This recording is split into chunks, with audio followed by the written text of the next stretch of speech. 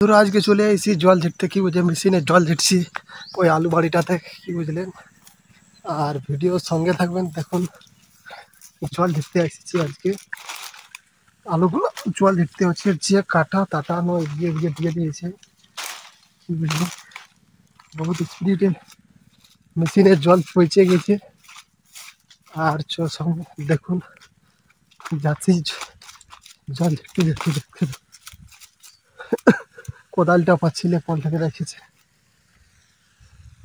এ দেখো জল পৌঁছে গেছে, দেখুন কোদালটা আনার জন্য রিকোয়েস্ট করছি, কোদালই পাচ্ছি না, দাঁড়াও। এই দেখো জল চলে এসেছে মেশিনে।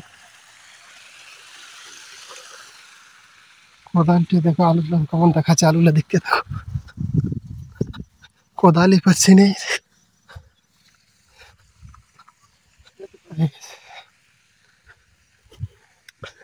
একবারে পাঠিয়ে ঠিক আছে, দেখুন পাই গেছি কোদালি, কোদাল নিয়ে যাচ্ছে। বন্ধুরা এরকম সঙ্গে থাকবে না, আপনারা দেখাচ্ছি আর পরে।